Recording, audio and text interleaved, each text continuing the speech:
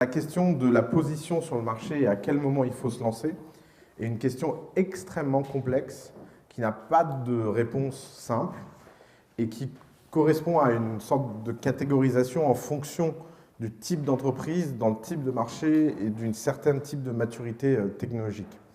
Donc on va y venir. Alors, pourquoi 99% des gens pensent qu'il faut être le premier sur un marché et qu'il faut absolument prendre des positions au début, etc. C'est parce qu'il y a un mensonge fondateur dans le capitalisme. C'est que le capitalisme, pendant des années, enfin des siècles même pour le coup, depuis Adam Smith, raconte une sorte de fable. C'est que capitalisme égale concurrence.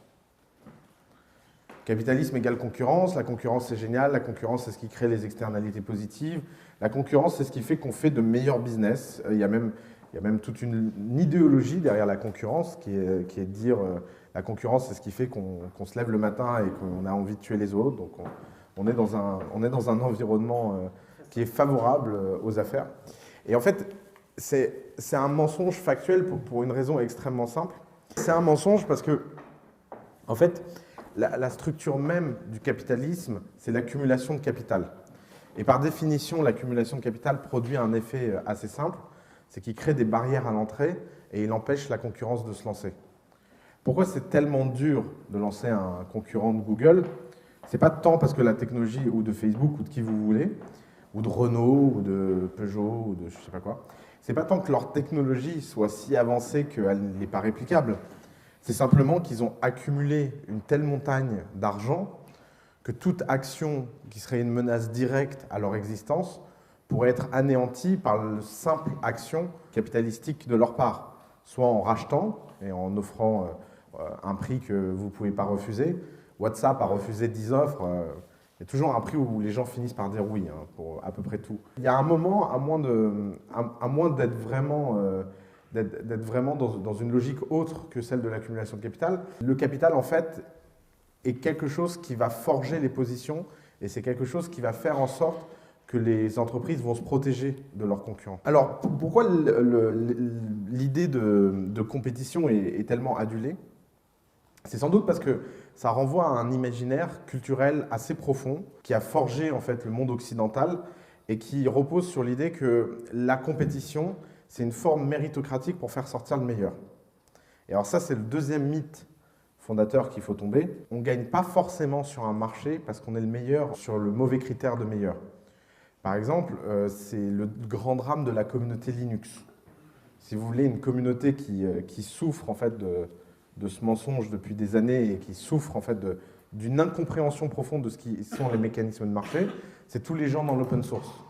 Les gens dans l'open source, ça fait des années qu'ils font des choses techniquement supérieures. Vous parlez à n'importe qui est fan d'open source, il vous dit oui, mais c'est tellement mieux foutu, etc. Sauf qu'ils sont le seuls à le savoir. Personne ne le comprend. Ça fait des années que personne n'a jamais rien pané à Linux.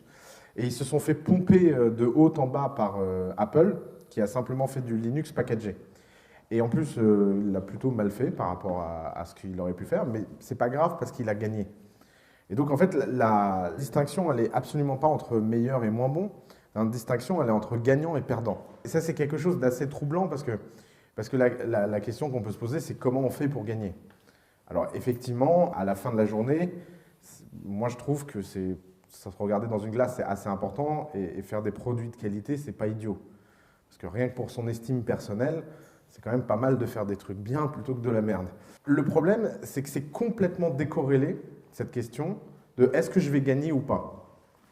Et c'est ça, en fait, qui est très très dur à appréhender, qui prend des années, qui prend en général plusieurs échecs avec des startups, et que même certains n'appréhendent jamais. Enfin, vous êtes dans le pays traumatisé de ça. Il y a une interview de Steve Jobs des années 80 sur France 2, où Steve Jobs est interrogé au journal de 20 heures, parce qu'il vient ouvrir un centre de R&D en France. Et la nana lui dit alors, est-ce que la France peut produire une Silicon Valley? On est dans les années 80, les gars. Et il dit oui, et puis quoi encore? Enfin, non. Pourquoi? Parce que vous avez des technos super, mais vous n'avez aucun business guy. Le constat n'a pas changé. En France, ça fait des années qu'on produit des technologies incroyables. Ça fait des années qu'on a des labos extraordinaires. Ça fait des années qu'on fait des choses fabuleuses. Et ça fait des années que personne ne comprend où tout ça mène et personne n'a jamais réussi à transformer ça en business. Et pourquoi? Parce qu'on ne veut pas admettre, en fait, des réalités de marché assez simples. Il y a une distinction, vous savez, je dis toujours, il faut distinguer l'utile et l'agréable. J'aime bien les distinctions parce que ça permet mentalement de faire passer des tests aux idées et aux actions. Quand vous faites quelque chose, vous posez la question de est-ce que c'est utile ou est-ce que c'est agréable? C'est une bonne façon de savoir si ça vaut le coup ou pas de le faire. Il y a une deuxième distinction que j'aime beaucoup, c'est est-ce que c'est difficile vs est-ce que ça a de la valeur? Et ça, c'est une question que les gens ne se posent pas très souvent, parce qu'on estime très souvent que ce qui est difficile a en soi de la valeur. Pourtant, cette valeur peut être extrêmement floue, elle peut être illusoire, elle peut ne pas correspondre en fait à la moindre réalité. Je vais vous donner un exemple. Qui connaît ici les Rhodes Scholarships? C'est un truc très connu aux États-Unis, mais pas beaucoup en France. Okay. Les Rhodes Scholarships, c'est une bourse aux États-Unis qui permet aux meilleurs étudiants américains de pouvoir venir étudier au Oxford Cambridge. C'est une bourse extrêmement dure à obtenir. Il y a très peu de postes, c'est une compétition extrêmement difficile. Et il y a une blague sur tous les gens qui ont une Rhodes Scholarship, ils avaient un futur brillant au passé. 80% des gens qui ont obtenu cette bourse n'ont jamais rien fait de leur vie. Mais pour un que tu me citeras, des illustres inconnus de la Rhodes Scholarship, il y en a plein. Pourquoi? Parce que en fait, la valeur perçue de la Rhodes Scholarship dans notre monde contemporain est extrêmement faible. Quand vous êtes dans le milieu académique et que vous êtes dans ce circuit, les profs, l'entourage, le système fait tout pour vous amener à cet ultime but incroyable qui est d'obtenir cette bourse. Mais le monde dehors, déjà, regardez-vous ici qui connaît cette bourse. C'est déjà assez flagrant de sa valeur réelle. Et la deuxième chose, c'est qu'aucun recruteur du monde n'en a juste rien à faire, en fait. C'est dramatique, à part quelques recruteurs de la côte Est qui connaissent, parce qu'ils l'ont fait eux-mêmes. Résultat, ça vous fait rentrer dans un cercle. Et donc, difficile vs de valeur, ça s'applique aussi aux startups, parce que beaucoup d'entrepreneurs tombent dans le piège d'attaquer des marchés extrêmement difficiles, qui de toute évidence sont très durs d'accès, et qui en plus ont aucune valeur, et c'est plutôt évident. Et en fait, la valeur réelle de ces marchés est perçue comme importante sous prétexte qu'ils sont difficiles d'accès. Mais il y a des marchés extrêmement simples d'accès qui ont beaucoup de valeur. Qui a vu Wolf of Wall Street? Superbe, vous avez des super goûts cinématographiques. C'est un test de crédibilité en fait. Dans Wolf of Wall Street, il y a un truc qui moi personnellement m'a énormément gêné et énervé, c'est qu'on fait passer le type pour quelqu'un de très intelligent. Dès la première scène, c'est mis en perspective, il dit je vais gagner $1 million, j'ai gagné 50 millions de dollars, ça fait pratiquement $1 million par semaine à $2 millions près. Lui, il devait être le numéro 20 sur le marché, le numéro 19, il a dû gagner 200 millions de dollars. Le numéro 18, il a dû gagner 1,5 milliard. Et le numéro 1, cette année-là, il en a fait 22 milliards sur les junk bonds. Donc ce qu'on ne vous a pas expliqué sur Wolf of Wall Street, c'est que non seulement c'est le seul de toute cette génération à avoir été en prison, et c'est complètement incompréhensible de pourquoi, quand on gagne 50 millions de dollars par an, on fait une fraude pour gagner 6 millions de plus. Moi, j'ai revu le film 2 fois, je me suis dit, mais il y a un truc que j'ai loupé, mais non, en fait, non. C'est juste absurde, en fait. Et l'autre point, c'est que les junk bonds dans les années 90, c'est un marché extrêmement facile d'accès. N'importe quel ahuri qui s'est lancé dans ce marché a gagné plein d'argent. Le problème, c'est que comme tous les marchés faciles d'accès, ça n'a pas duré. Mais ce n'est pas parce que c'était facile qu'il n'y avait pas énormément de valeur à capter. On a connu plus récemment quelque chose qui va plus vous parler dans ce genre-là, c'est les Groupon et les Groupon-like. Enfin, franchement, en termes de business, copier Groupon, c'était pas dur. Les gens qui ont fait des Groupon-like à travers le monde ne brillent pas par leur talent incroyable. C'est du boulot de bourrin, de commercial, tout bête. Il suffit de copier-coller ce que Groupon faisait et de le déployer à travers le monde avant que Groupon le fasse. Mais c'est pas parce que c'était facile qu'il n'y avait pas énormément de valeur. Regardez les gens de Delissim, ils ont fait un super exit, ils sont reconnus aujourd'hui comme des figures de l'entrepreneuriat français. Il n'y avait rien de difficile dans ce qu'ils ont fait, à part le bon moment, le bon timing, etc. Alors effectivement, un peu de pif pour avoir vu la vague avant les autres. Mais à côté de ça, vous avez des gens qui s'attaquent à des marchés incroyablement plus difficiles, mais derrière, il n'y a rien. Je vais prendre l'exemple de tous les gens qui ont lancé une boîte dans l'intelligence artificielle depuis 30 ans. Vous voulez un marché extrêmement difficile, sans aucune valeur, l'intelligence artificielle. Est-ce que ça veut dire que l'intelligence artificielle n'aura jamais aucune valeur? Non. C'est pas ça que ça veut dire. Mais ça veut juste dire que depuis 30 ans, ce n'était pas le bon timing pour plein de raisons, et c'est justement ça qu'on va voir aujourd'hui. Alors, il y a un proverbe chinois que j'aime beaucoup, c'est que le problème de la compétition, c'est que c'est déprimant. C'est un point de sagesse extrêmement simple.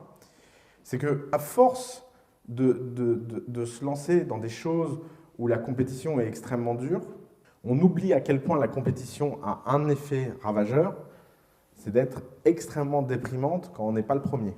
Je voulais le faire avec l'accent, mais j'y arrive pas. Toujours sagesse chinoise, il y a un livre formidable, Sun Tzu, qui dit « Le meilleur moyen de gagner la guerre, c'est de ne pas la faire ». Donc ça peut être extrêmement aussi stratégique de choisir de ne pas attaquer un marché et de se mettre dans une position et à un endroit où on n'a pas besoin de faire la guerre. Parce qu'avant d'aller faire la guerre, il faut être fort. Et un fondateur d'une start-up n'est jamais fort. Jamais. Personne avec une équipe de 3 personnes au fin fond de je ne sais pas où, inconnu, ayant juste la volonté des idées et ayant pas mal d'enthousiasme, n'a jamais fait peur à qui que ce soit sur aucun marché et n'a jamais été fort. Et donc, c'est un peu la même image que se dire, si vous voulez prendre le contrôle de Paris et que vous voulez encercler militairement Paris et que vous êtes tout seul, si vous prenez un flingue et que vous allez dans la rue et que vous essayez d'encercler Paris, vous allez vous faire shooter en 3 semaines, en 3 minutes.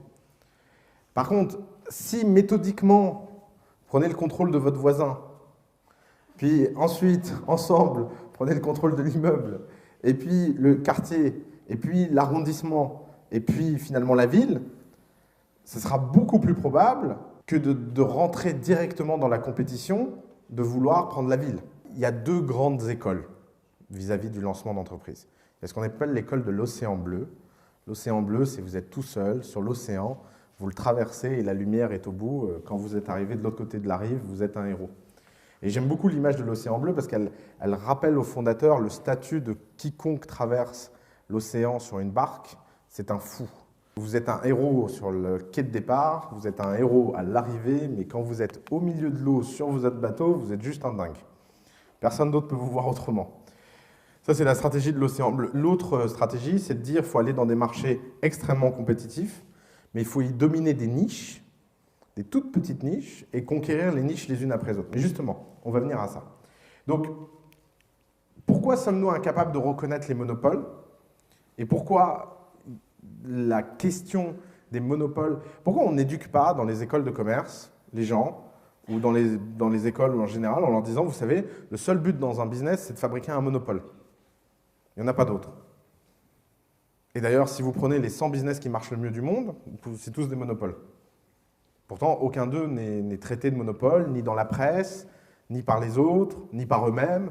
Et puis, si vous leur dites qu'ils sont des monopoles, ils vous diront « non, non, non, non, je ne le suis pas ». En fait, il y a des raisons profondes à ça. La première, c'est qu'être un monopole, dans notre capitalisme, c'est illégal.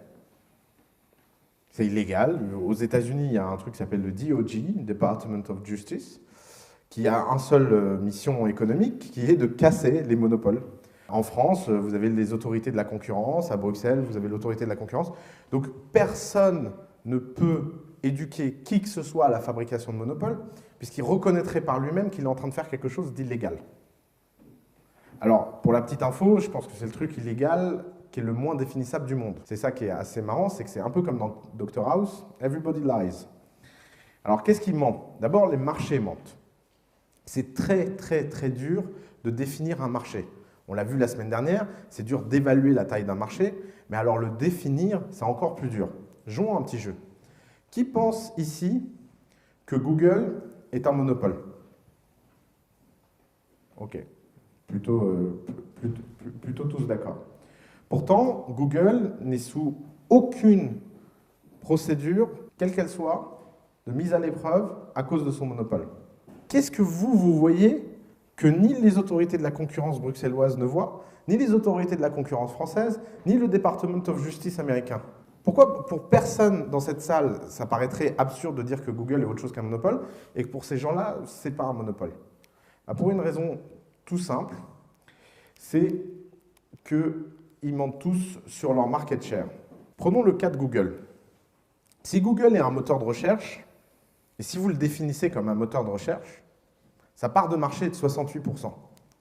Alors il y a un indice économique qui s'appelle Herfindahl-Hirschman, qui est un indice qui permet de calculer si une société est en situation de monopole ou pas. Cet index établit que toute société qui a 0,25 au carré est un monopole. Alors, je ne vais pas vous montrer comment on fait le calcul, mais Google est à 0,88 sur le marché des moteurs de recherche. Donc, c'est même plus un monopole à ce stade-là, vous êtes en DELFCON 5, c'est attaque nucléaire.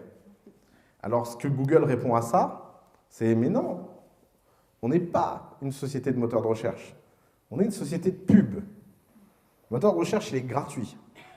Là où on gagne notre vie, c'est dans la pub. Et dans la pub, figurez-vous qu'on n'a que 4% du marché mondial. On est un nain, on est tout petit. » Et d'ailleurs, il y a cette phrase d'Eric Schmidt qui est géniale. « The Internet is incredibly competitive and new forms of accessing information are being utilized every day. » Sous-entendu, alors non seulement, on est tout petit, vous imaginez, seulement 4%, donnez-moi une pièce, mais en plus, on n'est pas à l'abri de perdre ces 4% s'il y a un type au fin fond de Palo Alto. Et il a même sorti cette comparaison assez géniale, c'est qu'en fait, on n'est pas très différent de la pizzeria à Palo Alto. On est plus gros que la pizzeria à Palo Alto, mais on a exactement la même solidité que la pizzeria à Palo Alto. C'est-à-dire qu'on peut mourir du jour au lendemain. Alors, prenons les chiffres. Aujourd'hui, Apple a 98 milliards en cash. Alors, je ne crois pas qu'ils sont à jour, mais bon. Ils produisent à peu près 30 nouveaux milliards par an. Microsoft a 52 milliards de cash, Google a 45 milliards de cash, Amazon a 10 milliards de cash. Maintenant, prenons leur gross margin. C'est assez fascinant, l'écart qu'il peut y avoir entre les startups et ce qu'on apprend dans les business schools. Dans une business school, on apprend qu'un gross margin raisonnable, c'est aux alentours de 10% pour une société bien gérée, 20% dans les cas exceptionnels. Vous prenez les gross margins de Apple, aux alentours de 40, elles sont passées à 50 cette année, il faudrait que je mette à jour ce slide. Google, on est autour de 65, Microsoft autour de 75, et Amazon autour de 14. Alors, gross margin, c'est la marge brute, c'est la différence entre les coûts de production, ce que ça coûte de fabriquer quelque chose, et le prix de vente. Et ça vous donne la marge brute, c'est-à-dire la marge avant de rembourser le marketing, la société, les opérations, etc. Amazon est à 14%, pour info quand même. Carrefour, qui est quand même un équivalent d'Amazon, est aux alentours de 1,5 et c'est le leader en grosse margin du secteur. 14, 1. Qu'est-ce qu'on lit partout dans la presse? Amazon, c'est les types, ils ne veulent pas faire de profit. Franchement, nous, on essaye de surtout pas faire de marge. Ils font 7 fois plus de marge que le leader mondial de l'efficacité logistique. Pourquoi? Parce qu'ils sont en monopole. Dans quelle situation vous pouvez obtenir des résultats comme ça? C'est quand les gens n'ont pas le choix. C'est la différence entre posséder un café au milieu d'une rue piétonne entouré d'autres cafés cool et posséder le seul café de l'aéroport Charles de Gaulle. Le seul café de l'aéroport Charles de Gaulle, je ne vous parle pas de ses marges. Son café est dégueulasse, ses croissants sont immangeables, mais de toute façon, les gens n'ont pas le choix. Donc de toute façon, il vend tout ce qu'il achète et plus que sa capacité. Pourquoi? Parce que, encore une fois, il a réussi à créer un monopole. La question des marchés, et c'est une question importante, on l'a déjà vu la semaine dernière, mais il y a une mauvaise réponse en fait à ce qu'on a vu la semaine dernière. La mauvaise réponse, c'est d'essayer de trouver quelque chose d'unique, une intersection unique. Et il y a une image que j'aime beaucoup, c'est ce petit texte d'un type qui explique comment Hollywood ne fonctionne pas. Il dit, la question, c'est est-ce qu'on fait quelque chose de bien ou pas? Prenons par exemple le marché du cinéma et le marché des films. Vous prenez des éléments. Vous prenez Brad Pitt, Vous prenez Hackers, vous prenez Jaws, et vous vous dites que, en fait, vous allez faire un film où des requins attaquent Brad Pitt qui a rejoint une confrérie de hackers. Et les trois séparés ont l'air génial. Les market shares de chacun de ces sujets au cinéma sont en explosion et en croissance. Est-ce que vous pensez qu'en combinant les trois, vous allez faire une boîte incroyable, enfin un film incroyable? Combien de startups prennent Brad Pitt, un requin et un hacker et les mettent ensemble en disant « ouais, personne n'y a jamais pensé ». Alors évidemment, ce n'est pas Brad Pitt, des requins et tout ça, mais ils prennent, je vais faire le Google, du lavage automatique de voitures, le tout divisé par Airbnb du service. Et pourquoi? Parce que c'est une façon extrêmement artificielle de fabriquer un marché. Et c'est la façon la plus simple de se le représenter. Il y a Airbnb qui a cartonné dans les appartements. Je vais lancer le Airbnb de la voiture. Je vais lancer le Airbnb du car service. Je vais lancer le Airbnb de l'office space. Je vais lancer le Airbnb de je sais pas quoi. C'est super facile de réfléchir comme ça. Est-ce que ça veut dire qu'il n'y a personne qui va lancer un Airbnb de quelque chose qui va être aussi successful que Airbnb? Non.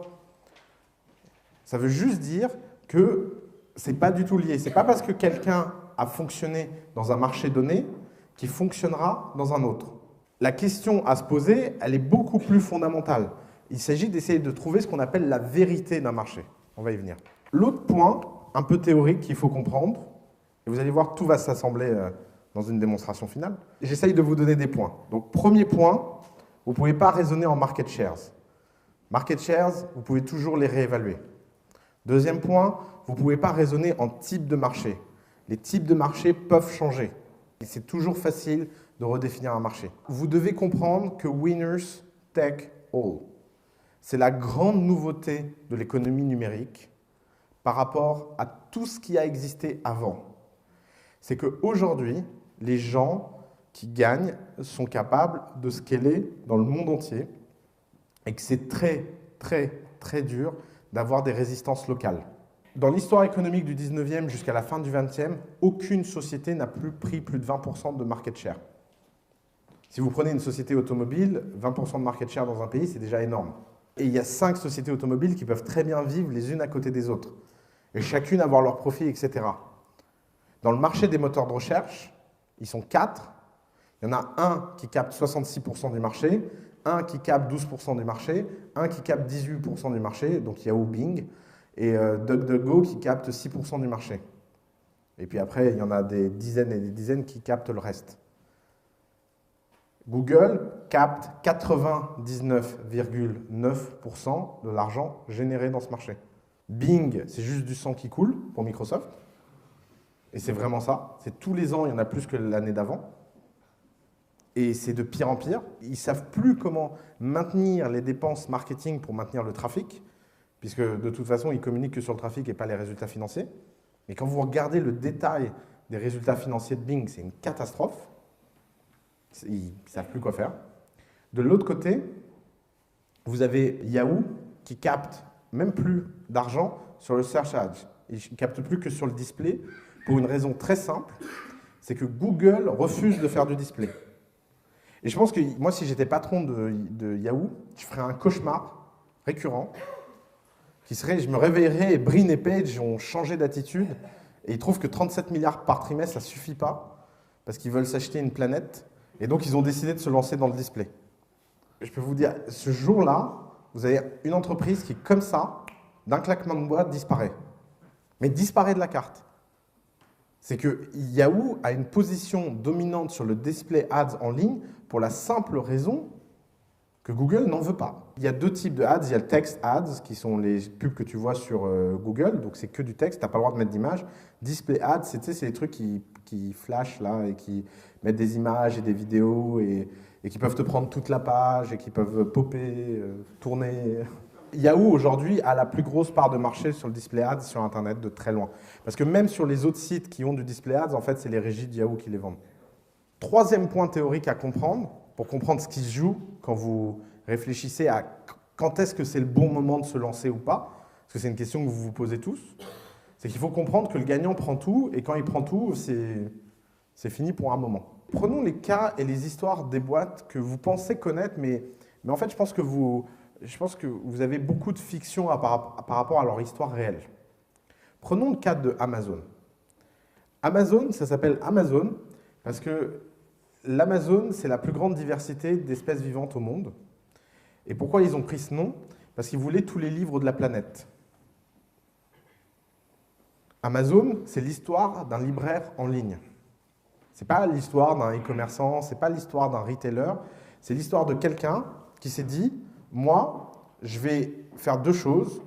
Je vais, un, disrupter le marché de la librairie en l'amenant en ligne, et deux, je vais offrir par cette centralisation une diversité et une précision qu'aucune boutique physique ne pourra jamais offrir. Parce que j'aurai de A à Z tous les livres de la planète. C'est pour ça que leur logo, c'est un A qui va jusqu'au Z. C'est vraiment un focus orienté sur les livres. Comment Amazon est passé d'être un libraire en ligne à être le magasin pour tout ce qui s'achète? Alors, je ne sais pas si c'est le cas en France, mais par exemple, aux États-Unis, même l'électroménager s'achète sur Amazon. Enfin, oui, et maintenant, ils se lancent avec Amazon Fresh sur la nourriture, effectivement. Donc, comment ils sont passés de l'un à l'autre? Ils sont passés de l'un à l'autre parce qu'ils ont généré un monopole à chaque fois qu'ils ont conquis un marché. Et c'est ça, en fait, que vous avez beaucoup de mal à appréhender avec ces histoires de niches. Parce qu'on vous dit, il faut commencer dans des niches, conquérir des niches, et passer de niche en niche pour être de plus en plus gros. Résultat, chez 90% des entrepreneurs, ça donne comme histoire, je vais lancer ma boutique de livres, je vais faire, allez, 0,1% du marché des livres dans un pays, et quand je vais faire 0,1% du marché des livres, je vais dire, ah, bon, ça y est, les livres, ça tourne, je vais me lancer dans l'électroménager. Et puis je vais me lancer après dans je sais pas quoi, dans la nourriture, ou les jouets pour enfants, ou les DVD, ou les ordinateurs. Pourquoi ça ne fonctionne pas? Parce qu'en fait, vous ne voyez pas la structuration économique sous-jacente à la conquête. C'est que la structuration économique sous-jacente à la conquête, c'est qu'à chaque fois que ces entreprises-là ont conquis une niche, elles l'ont conquis de façon tellement dominante, elles ont pu se permettre de générer des marges comme personne n'en avait jamais généré, et elles ont donc pu s'offrir avec énormément de luxe l'injection de ces marges dans la boîte d'après. Et ces marges, ça passe par deux choses. Ça passe soit par des levées de fonds, parce qu'elles sont tellement dominantes sur une niche que les gens leur font confiance dans leur capacité d'exécution, donc injectent énormément de cash. Soit ça passe par le fait qu'ils ont généré un profit tellement important qu'ils sont passés à la suite. Pour une petite histoire avec cet Amazon ne faisant jamais aucune marge, parce qu'on confond marge opérationnelle et marge brute, Amazon a fait des pertes considérables sur les 10 premières années de sa vie. Mais considérables. C'est des milliards de pertes par an. La marge brute qu'ils faisaient sur les livres les premières années de leur vie était 2 fois supérieure à ce que n'importe quel libraire faisait. 3 fois supérieure la 4e année. 4 fois supérieure la 5e année. 5 fois supérieure à la moyenne des libraires américains la 6e année. Sauf que il y avait deux choix vis-à-vis de ça. Il y avait un choix numéro 1, c'était de partir en vacances avec tout cet argent, qui est un choix tout à fait acceptable. Choix numéro 2, c'était de dominer le monde et de prendre tout cet argent pour le réinjecter. Donc, oui, à ces histoires de niche, il faut vraiment comprendre ce que ça veut dire dominer un marché. Dominer un marché, c'est devenir le seul acteur à un moment donné sur quelque chose, d'être la seule référence. Même s'il y a d'autres concurrents, d'avoir capté à peu près 90% de la valeur. Et c'est ça, en fait. Parce que si vous, et alors ça c'est peut-être le point le plus important du cours d'aujourd'hui, c'est que vous ayez envie de le faire ou que vous n'ayez pas envie de le faire, que vous vous contentiez de demi-résultats ou pas, si vous avez ce malheur-là, quelqu'un d'autre viendra vous ravager. Et on ne peut plus jouer au jeu entrepreneurial à moitié. C'est fini. L'ère de l'amateurisme dans l'entrepreneuriat est finie parce que beaucoup trop de gens sont là pour conquérir. Donc ça veut dire qu'à un moment, il faut se poser cette question très personnelle. Est-ce que j'ai envie d'être numéro 1 ou est-ce que j'ai envie d'être numéro 2 d'une boîte? Parce que les types qui partent en vacances quand les résultats sont extraordinaires, c'est les numéros 2. C'est rarement les numéros 1. Là, je voyais l'introduction en bourse de Box.com. C'est un pari d'aujourd'hui. Je regardais la cap table et ça m'a fait vachement rire.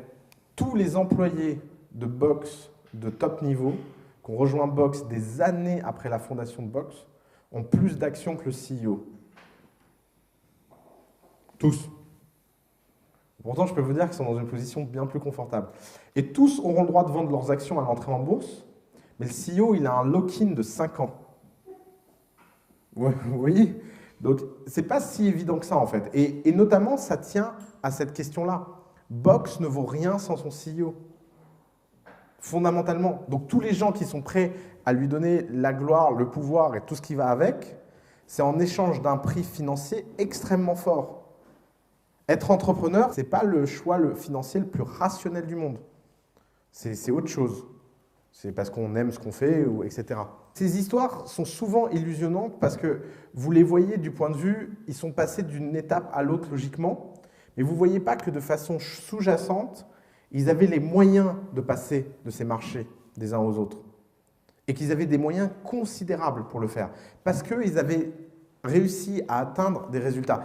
Donc, la prochaine fois que vous êtes dans la situation de vous dire « Oui, mais mon produit, il peut servir à tout le monde ». La prochaine fois que vous êtes dans cette situation-là, vous devez vous poser la question « Ok, il peut me servir à tout le monde, mais avec qui je vais gagner le plus d'argent ?» Prenons une deuxième histoire. Tesla. Tesla, voiture électrique. Prenons le cas de Tesla.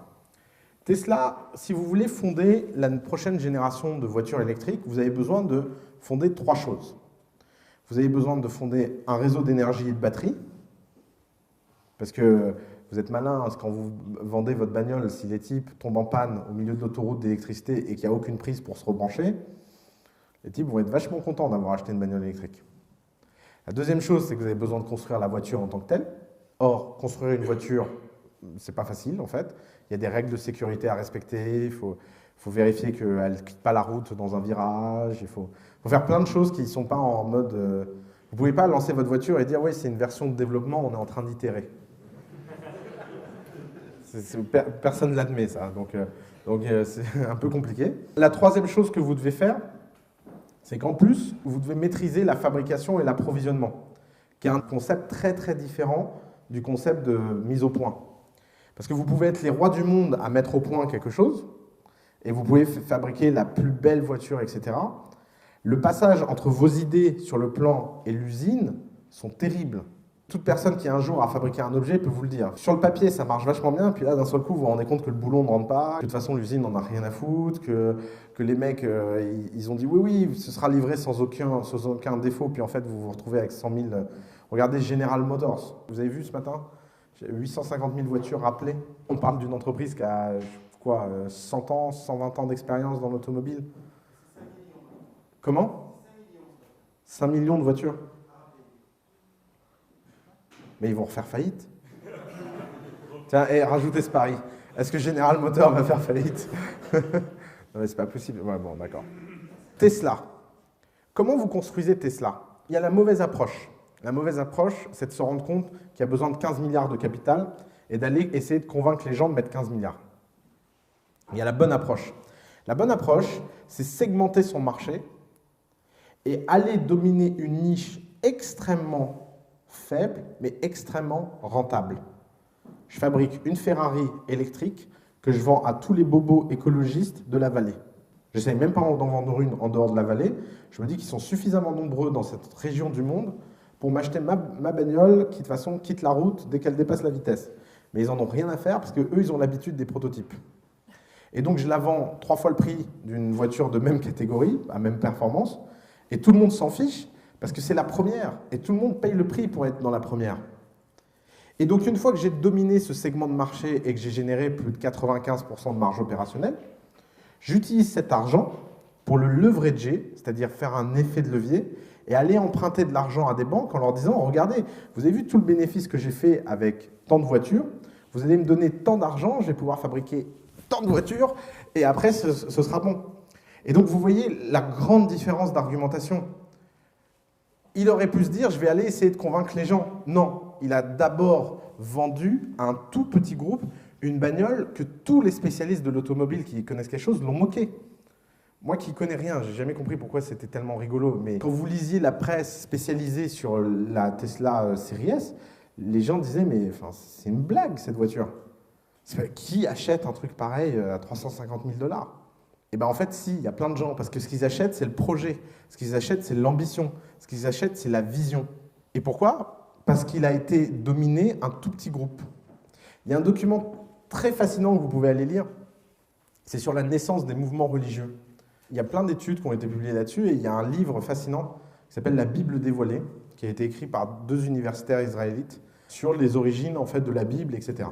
Il y a un paragraphe fascinant, c'est qu'ils disent que dans toute l'histoire de l'époque, toutes les religions qui ont perduré jusqu'à maintenant sont des religions qui ont concerné des tout petits groupes de personnes. Toutes les religions qui ont été imposées par la force à des vastes groupes, dès que la force a disparu, parce que la force disparaît toujours, elles ont péri. Et on ne s'en souvient plus d'elles. Les cultes pharaons, dès qu'il n'y avait plus de pharaons, ils sont passés à la trappe extrêmement rapidement. Pourquoi? Pour une raison très simple, c'est que c'est la même chose que quand vous lancez une entreprise. Une entreprise qui se lance par du marketing a beaucoup moins de chances de réussir sur le long terme qu'une entreprise qui se lance simplement par l'enthousiasme des utilisateurs. Et comment ça vient, l'enthousiasme des utilisateurs? Ça vient quand on a l'impression de fabriquer quelque chose dans un tout petit groupe. La démonstration que je suis en train d'essayer de vous faire, c'est que ces histoires, quand on vous dit qu'il faut démarrer dans des niches avant de machin, il faut le prendre au sens littéral et strict. Quand vous êtes peu de fondateurs, vous devez faire des choses extrêmement peu ambitieuses. C'est comme mon histoire tout à l'heure de la ville, etc. Si vous voulez conquérir une ville, il faut d'abord avoir une armée. Et c'est exactement la même chose avec une entreprise. Si vous voulez faire quelque chose de grand, il faut avoir une armée. Et la seule façon d'avoir une armée, c'est de réussir à toute petite échelle. Si vous voulez ouvrir une franchise dominante dans la restauration, ça vous paraîtra évident qu'il faut d'abord ouvrir un restaurant. Alors, qu'est-ce qui se passe pour passer de cette évidence à ce que 99% des startups font? Le grand avantage du virtuel, c'est qu'on peut être partout, mais c'est en fait son plus grand inconvénient. Parce que comme on peut être partout, on commence à faire des choses n'importe comment. Donc encore, si vous êtes dans le business physique, ça vous paraîtra assez étonnant parce que vous aurez une limite capitalistique. Vous saurez très bien que vous ne pouvez pas ouvrir, machin. Mais en fait, sur le web, c'est la même chose. Vous ne pouvez pas ouvrir votre restaurant dans toutes les rues et toutes les villes à la fois, même si vous en avez la capacité logistique, puisqu'il n'y a pas de contrainte à le faire. Pourtant, c'est impossible. Vous êtes obligé de commencer dans un petit marché. La démarche qui marche toujours, c'est de réussir à dominer un tout petit marché. Et alors, je parle beaucoup de domination ce matin, mais c'est vraiment le concept important du jour, c'est qu'il faut absolument comprendre que si vous n'arrivez pas à bâtir des positions dominantes dans un marché, qu'est-ce qui est le mieux? Avoir 1% d'un marché d'1 million de personnes ou 100% d'un marché de 100 personnes? Faites le calcul. Si vous faites le calcul, vous vous direz qu'1% d'un marché d'1 million, c'est mieux. Pourtant, il vaut mieux avoir 100% d'un marché de 100 personnes. Parce qu'avec les 100% d'un marché de 100 personnes, vous pourrez passer à 200 personnes, puis 500 personnes, puis 1000 personnes. Alors qu'avec les 1% d'un marché d'1 million de personnes, la seule chose que vous pourrez faire, c'est vous faire écraser par le type qui va finir par avoir les 99% restants. Parce que même si vous avez quelques clients, vous allez vous faire aspirer la valeur et vous allez vous faire aspirer l'air par celui qui va gagner. C'est pour ça que la définition de votre marché, c'est un travail extrêmement précis. Et ça n'est jamais assez précis. C'est extrêmement frustrant et déstabilisant pour un entrepreneur. Moi, je le vois. Hein, j'ai à peine une boîte sur 10 dans The Family qui comprend ça et qui le fait. À peine. Et les 9 dixièmes d'autres, on a beau leur répéter à longueur de journée ce principe, ils ont tous la même réaction. Ouais, mais il y a des trucs intéressants qui se passent aussi par là. Et c'est une réaction tout à fait naturelle. Je ne connais pas un entrepreneur qui n'a pas fait cette connerie dans sa vie. Aussi. C'est aussi rassurant pour le coup. En général, on l'a fait pendant quelques années, puis après, on en a marre, on finit par arrêter. Je l'ai fait, ils l'ont tous fait, enfin, c'est un truc...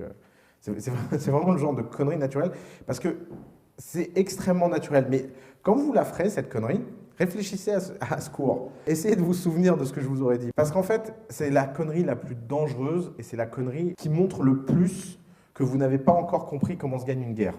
Si vous aimez la littérature, lisez la campagne de Russie. C'est la pire campagne de Napoléon parce qu'il a oublié tout ce qu'il avait fait toute sa vie. Pourquoi? Parce que pour une fois dans sa vie, il avait les moyens. Donc il a fait des grosses bêtises.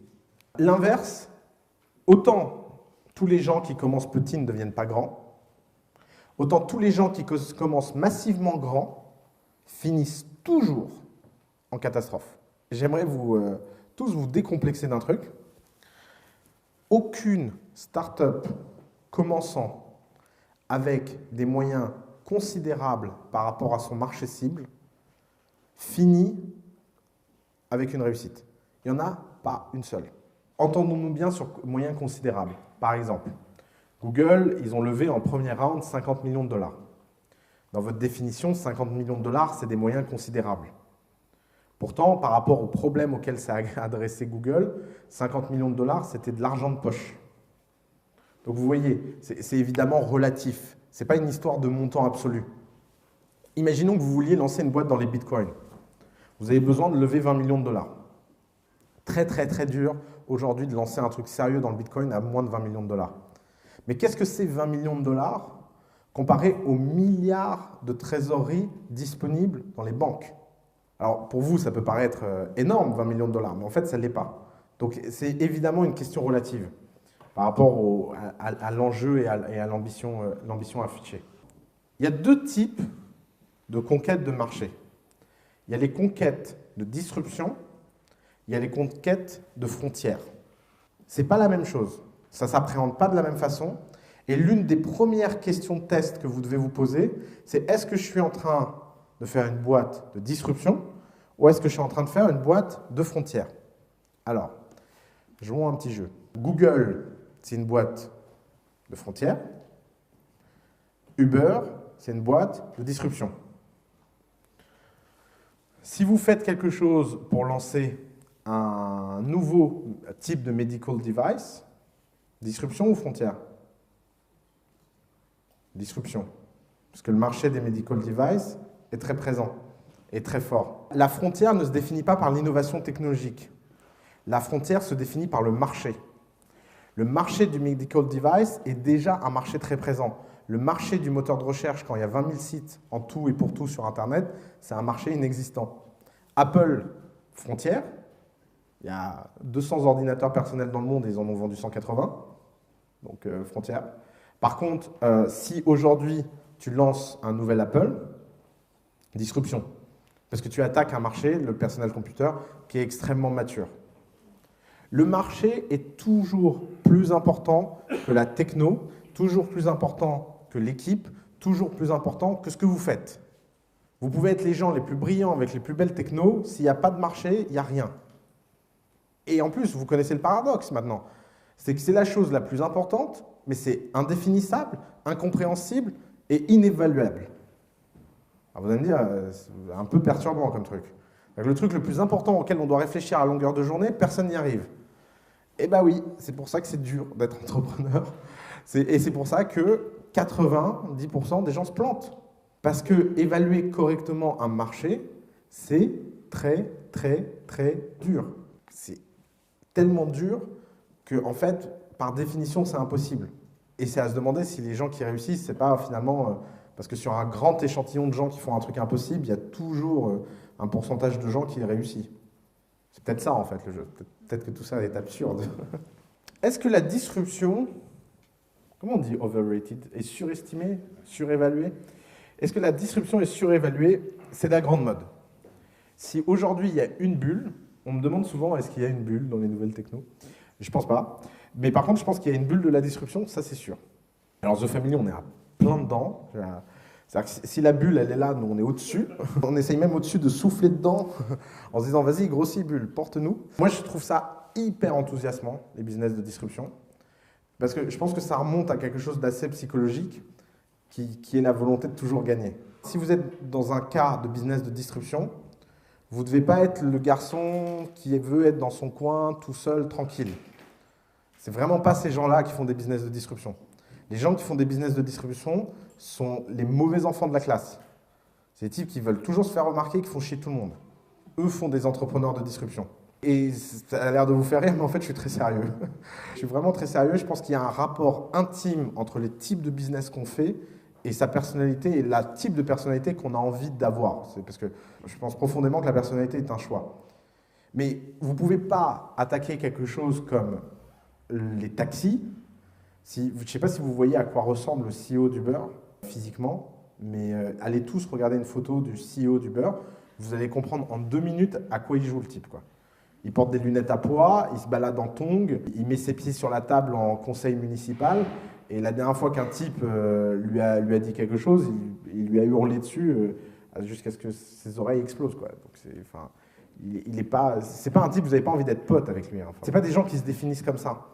Parce que c'est des gens qui profondément, s'ils étaient nés il y a quelques centaines d'années, ils auraient été sur un champ de bataille en première ligne.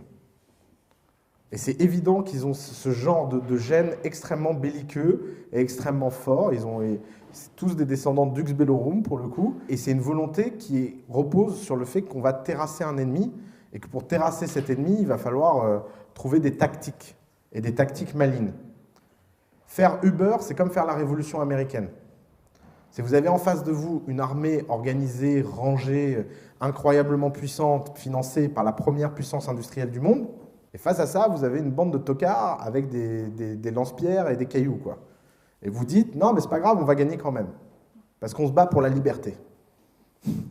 Et bien, c'est la même chose. C'est juste métaphorique, c'est juste différent, c'est plus civilisé. Je ne pense pas qu'il ait tué qui que ce soit dans sa vie, Travis, quoique. Mais voilà, ça, c'est les business de disruption. Les business de frontières, à l'inverse, sont faits par des gens très différents. Tous les gens dans ce style-là qui font des business de frontières se plantent profondément.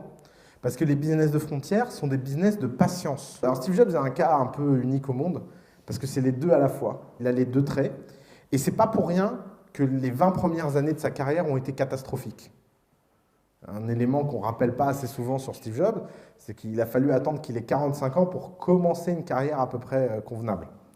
Parce que Apple version 1, il n'a pas été viré pour rien. Souvent, on le présente comme victime et tout. Moi, je me suis souvent posé la question, qu'est-ce que je fais si je suis le type qui doit gérer un psychopathe dans son genre qui produit aucun résultat? Imaginez, vous fondez une boîte qui fonctionne bien, qui est Apple 1, qui gagne plein de cash.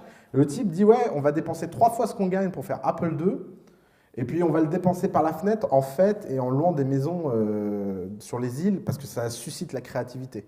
Là, vous dites, ouais, ah bon?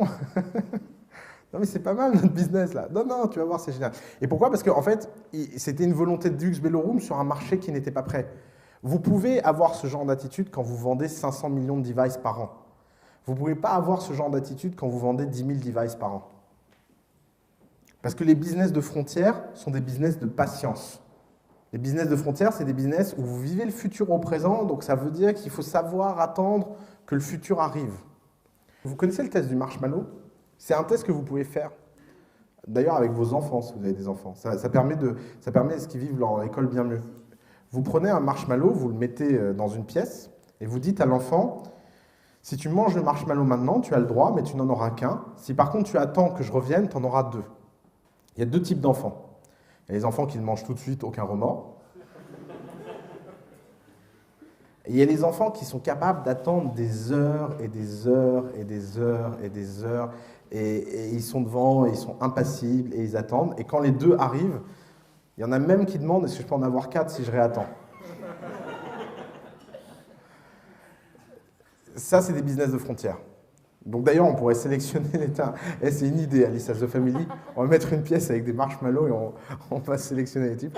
Mais Zuckerberg, c'est un business de frontières. C'est quand même un type qui en est à son 50e attente. Il aurait pu cash out à plein de moments, il ne l'a jamais fait. Et toute leur attitude est une attitude de très très long terme. Il a même fini par révéler son ambition. Dans le dernier earning call, il s'est énervé contre un analyste de Wall Street. Les journalistes ne l'ont pas relevé, mais moi, ça m'a vraiment heurté. Un investisseur lui a dit, vous parlez de long terme, de long terme, de long terme, mais bordel, qu'est-ce que ça veut dire le long terme? Ça veut dire 3 mois, ça veut dire 3 ans, ça veut dire 6 ans. Il a dit, dans 30 ans, je serai plus jeune que vous aujourd'hui. C'est ça que ça veut dire long terme. Flippant comme réponse. Franchement, moi je suis analyste à Wall Street, je déprime. Enfin, je me dis, c'est pas possible. Mais je pense que c'est sincère. Je pense qu'effectivement, il se dit, voilà, j'ai envie que chaque être humain sur Terre ait Facebook d'une façon ou d'une autre. Bon, bah, S'il faut 30 ans pour ça, bah, ça prendra 30 ans, c'est pas grave. Un business disruptif, par définition, doit à un moment ou un autre devenir un business de frontière. C'est la seule façon de survivre. Pourquoi un business de disruption devient forcément un business de frontière s'il veut survivre?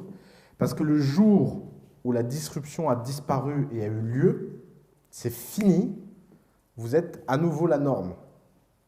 Et donc le drive et le moteur qui portait la boîte, qui était « je vais éradiquer les taxis », le jour où il n'y a plus un taxi, qu'est-ce que tu fais? Tu es obligé de trouver un nouveau drive. Et c'est pour ça que beaucoup de business de disruption réussis deviennent des business de frontières. Et ils investissent massivement dans la recherche, massivement dans la technologie, et ils essaient d'inventer le futur. Parce que c'est la seule chose qui peut les maintenir dans le même mouvement. Un business de disruption, c'est forcément temporaire. Qui a vu Godfather ici? Il y a une scène fondatrice dans Godfather, c'est au moment où Michael Corleone vire son frère adoptif comme consigliere. Et il lui dit, je ne comprends pas Michael, pourquoi tu fais ça? Parce que j'ai toujours été de bons conseils, j'ai toujours fait mon travail fidèlement, j'aime ta famille, je t'aime, je ne suis pas jaloux que tu sois le plus jeune de la famille, que tu deviennes quand même le don. Et il dit à l'acteur, je n'y vois rien de personnel, you are a peacetime consigliere, I need a wartime one. C'est exactement la même chose. Il y a deux types de CEO. Il y a les peacetime CEO, il y a les wartime CEO. Il y a des rares exceptions où ils sont capables d'être les deux. Enfin, encore une fois, Jobs est je crois, le cas le plus fascinant parce qu'il a réussi à se transformer personnellement à la fin de sa vie. Prenons un cas de disruption, Napster. Qui se souvient de Napster? Superbe. Pour ceux qui n'ont pas connu Napster ou qui ne se souviennent pas de Napster, c'est les réseaux peer-to-peer avant l'heure, et c'est la téléchargement. Comment Napster a fini? C'est un business de disruption typique. Si vous venez et vous attaquez une industrie de front, ben vous finissez avec 100 millions de dollars de procès. Et alors ça, c'est l'autre point de la disruption, c'est que les business de disruption et les business de frontières portent en eux un risque équivalent. Il n'y en a pas un qui est moins risqué que l'autre. On pourrait se dire que les business de disruption sont moins risqués parce qu'ils s'attaquent à des choses qui existent déjà, donc le marché est beaucoup plus sûr. C'est sûr que si vous vous dites, je vais créer un business de disruption dans les hôpitaux, il n'y a pas de mal à s'imaginer le marché des hôpitaux. Le problème, c'est que quand quelque chose existe déjà, il est protégé par des gens. Et ce précaré, il est protégé, et quand vous essayez de l'attaquer, la réaction peut être très, très violente. Et des fois, il y a des business de disruption qui tournent très mal. Parce qu'on se souvient des cas comme Uber, mais les types de Napster, ils ont mis des années à s'en remettre des procès. Sean Parker raconte que jusqu'à l'introduction en bourse de Facebook, il continuait à rembourser le crédit au cabinet d'avocats sur ses frais légaux personnels après Napster. On parle de 15 millions de dollars. Je ne sais pas si, à titre perso, hein, on ne parle pas de l'argent que la boîte devait. C'est-à-dire qu'ils ont été attaqués au titre de la boîte, mais ils ont surtout été attaqués au pénal. C'était de l'argent à crédit qui a été payé sur très, très, très longtemps. Donc les business de disruption ne sont pas plus faciles. Il y a pas, les business de frontières, ils ont l'avantage, c'est que c'est un précaré qui est protégé par personne. Alors forcément, il n'y a personne qui vous attaque. Mais la vérité, c'est que des fois, ils sont protégés par personne parce qu'ils n'existent pas, en fait. Et vous êtes en train de conquérir une maison fantôme. Comment reconnaître un marché qui est prêt pour la disruption ?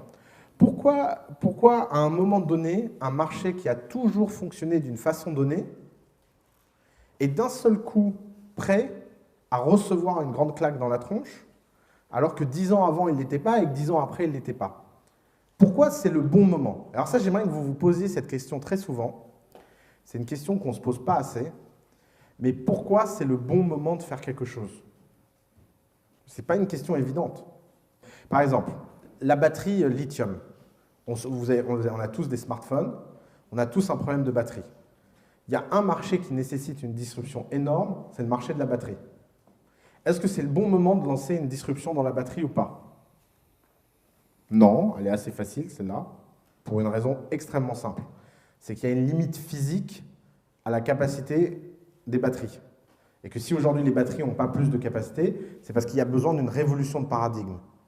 Donc soit vous possédez la révolution de paradigme et donc vous êtes un business de frontière, parce que vous inventez une nouvelle catégorie de batterie, soit il n'y a rien à faire en termes de disruption, parce que le marché il est déjà dominé, il y a déjà un gagnant qui a pris 95% du marché, Samsung, et de toute façon il n'y a strictement rien à faire. Parce qu'il y a une limite technologique physique. Donc la question, c'est comment savoir si un marché est prêt? Je pense qu'il y a deux grands critères. On voit toujours deux phénomènes constants dans les marchés qui sont prêts pour la disruption. Le premier phénomène, c'est qu'ils se fragmentent. Qu'est-ce que ça veut dire un marché fragmenté? Prenons un exemple, le marché des cours scolaires pour apprendre les langues. Combien il y a d'acteurs tous les ans qui sont créés pour apprendre l'anglais ou l'espagnol ou le russe aux gens? Vous imaginez le nombre de sociétés? C'est flippant. Pourquoi? Parce que, tout simplement, aujourd'hui, personne n'a une solution fiable pour apprendre l'anglais à qui que ce soit. Donc forcément, toutes les solutions, elles vivotent, elles se fragmentent, et personne ne trouve de réponse satisfaisante. Regardez, par exemple, dans tous les marchés ayant connu une disruption, font l'inverse, ils se consolident. Parce qu'il y a un modèle qui gagne, et donc ça se fusionne vers ce modèle. Prenons l'exemple des fast-food. Dans les années 60, combien il y a de marques de fast-food aux États-Unis différentes, de chaînes? Eh ouais, il y en a plusieurs centaines. Plusieurs centaines. Combien il y a de chaînes de fast-food aujourd'hui aux États-Unis? Il y en a 6. Combien il y a d'entreprises automobiles entre 1870 et 1930? Plusieurs milliers. Combien il y a d'entreprises automobiles entre 1930 et nos jours? Quelques dizaines. Vous voyez la structuration d'un marché? Tout marché qui se fragmente est un marché qui peut recevoir une disruption.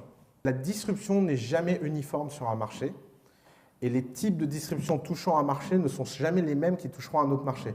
L'une des pires erreurs que vous puissiez faire, c'est prendre un cas de disruption qui a eu lieu dans un marché donné et intellectuellement le projeter dans un nouveau marché. Je vais vous prendre un exemple. La finance a connu une disruption par le numérique dans les années 80 avec la digitalisation des données dans les banques et l'intégration verticale des métiers.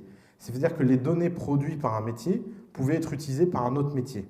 Par exemple, toutes les données personnelles de vos comptes sont à un moment ou à un autre moulinées pour servir d'information sur la consommation des ménages pour les types qui prennent des ordres en bourse dans les banques. L'avantage concurrentiel des premières banques ayant fait ça, c'est que comme elles ont réussi à intégrer verticalement l'information, elles ont réussi à développer un avantage. Il y a des gens qui, dans les années 90, ont vu ça. On dit, l'intégration verticale d'information, c'est une source de disruption incroyable qui change le métier. Appliquons-la à d'autres secteurs. Ils l'ont fait dans le voyage et l'assurance, ça a été des catas totales. Tous les types qui ont intégré verticalement le métier d'assureur sont morts. Et AXA a survécu. Pourquoi? Parce qu'un assureur, il a besoin d'être au plus près possible de ses clients et d'être le plus compartimenté possible. Parce que si un assureur connaissait le risque réel de couverture qu'il prenait, donc en ayant une information verticale, en fait, il ne prendrait jamais de risque. C'est l'ignorance des assureurs par rapport aux risques globaux qui font que localement, ils savent prendre des risques.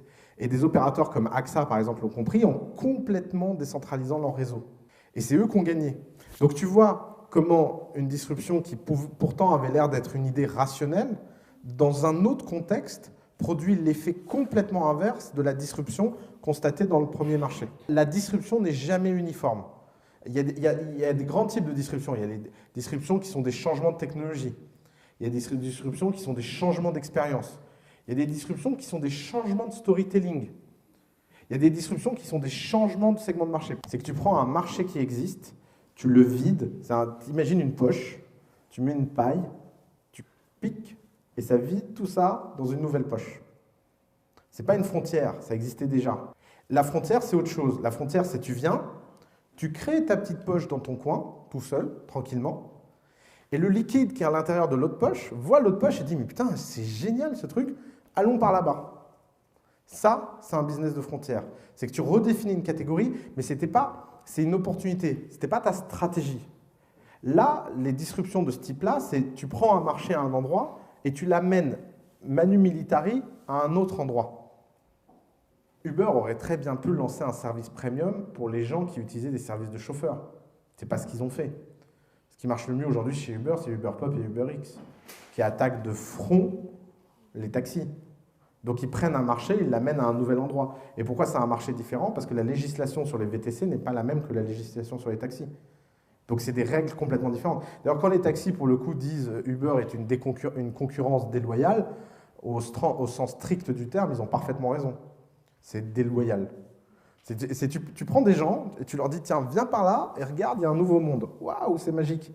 Et en plus, les gens à qui tu as piqué, ils n'ont pas le droit, en termes de législation, de faire ce que tu fais. Ils n'ont juste pas le droit. Donc, tu comprends que les types, à un moment, ils se disent, on va tout péter, quoi. Ça, pour le coup, ça, je peux comprendre. Qui peut m'expliquer ce que Ryanair a d'extraordinaire et d'unique? Faites gaffe, il y a un piège. Ryanair n'est pas du tout une société qui a gagné grâce à une concurrence sur les prix. Ryanair est une société low cost qui a gagné pour une raison beaucoup plus fondamentale que les prix. Vous êtes en train de me citer toutes les caractéristiques de tous les low cost et aucun de vous n'est en train de m'expliquer pourquoi Ryanair surperforme tous les low cost x 20. Les horaires des aéroports. Non. Non, c'est un raisonnement marché, les gars, c'est le sujet du jour. 85% des gens qui ont pris Ryanair sur les 3 premières années n'avaient jamais pris l'avion de leur vie. 85% des gens qui ont pris Ryanair sur les 3 premières années n'ont jamais pris l'avion de leur vie. Jamais. Ils n'avaient même pas envisagé que c'était possible de prendre l'avion. Vous voyez la puissance d'un marché? Vous voyez la puissance d'un raisonnement marché? Mais bien sûr que c'était voulu. Quand tu atteins 85% par hasard, tu es juste le type le plus couillu du monde, quoi. Tu te poses des questions, là. Va acheter un ticket de loto, ça va plus vite. Non, évidemment que c'était voulu. C'est même, pour moi, Ryanair est le plus beau coup industriel sur les 20 dernières années pour cette raison. Parce qu'ils ont prouvé quelque chose qui paraissait complètement impossible dans le marché de l'aviation. C'était que ces gens-là voulaient aussi des vacances et étaient prêts à prendre des lignes. Et toutes les raisons que vous m'avez citées sont des conséquences à cette volonté de conquête marché. Elles ne sont pas des causes. Pourquoi ouvrir des nouvelles liaisons? Je ne sais plus qui a dit nouvelles liaisons. Pourquoi ouvrir des nouvelles liaisons? Parce que ces gens-là veulent aller dans des endroits moins chers que les sites touristiques les plus demandés. Pourquoi aller les capter directement en province? Parce que majoritairement, ces gens-là sont plus en province qu'à Paris. Etc., etc., etc. C'est la définition d'un segment de marché pertinent dans lequel ils sont devenus dominants qui a fait le succès de Ryanair. C'est absolument pas une histoire débile de prix où il suffisait juste de faire une compagnie moins chère. Parce que de toute façon, la clientèle qui aurait pu payer les prix moins chers n'aurait jamais été dans des aéroports de province, n'aurait jamais pris des avions de ce type-là, etc., etc. Aujourd'hui, le low cost est devenu une disruption de l'ensemble de l'industrie d'aviation. C'est un phénomène a posteriori. C'est parce que maintenant, on est dans la situation où c'est incroyable. On a passé des années à voir ces avions décoller et atterrir sans avoir d'accident, que les gens qui ont souvent pris l'avion sur des compagnies réelles ont commencé à le prendre sur ces compagnies-là. Mais tous les gens qui étaient la clientèle d'affaires, la clientèle régulière, etc., de l'aviation, ne se sentaient absolument pas concernés par le low cost. Mais ce n'était pas une question de prix. Ce n'était pas comme si un type se disait « Ouais, bah moi je suis super content de payer 10 fois le prix pour faire un Paris-Londres ». C'est pas ça le point. Le point, c'est que j'ai pas envie d'aller dans un aéroport qui est super loin, j'ai pas envie de machin, etc. 96, 99, je crois. Ou 92, 95. L'un ou l'autre, je sais jamais. Non, 96, 99. Parce qu'en 99, ils ont vendu. Enfin, les fondateurs ont vendu. Citez-moi des boîtes et vous dites en même temps si vous pensez que disruption ou frontière, et je vous dis si vous avez raison ou pas. Donc, gagner, Airbnb, disruption. Comment? À disruption. Attends, juste là-bas. Ah oui, Compte Nickel, c'est le nouveau compte. C'est ça qui vient de se lancer dans les bureaux de tabac. Compte Nickel, c'est un truc... Ouais, alors là, dans le genre coup magistral, ça se pose là. Vous prenez 3 tendances. Première tendance, de plus en plus de gens dans ce pays sont interdits bancaires. Il faut le savoir, c'est une réalité. Il y a de plus en plus de gens qui sont interdits bancaires. Déjà parce qu'il y a de plus en plus d'entrepreneurs et qu'en général, l'entrepreneur, à un moment ou à un autre, on finit interdit bancaire dans sa vie. Ça, forcément. Et aussi pour d'autres raisons liées à la crise économique, etc. Donc, première tendance de marché. Je vais vous faire le raisonnement simplement du point de vue marché, parce qu'après, on verra le raisonnement d'un point de vue fonctionnel. Mais voyons-le d'un point de vue marché.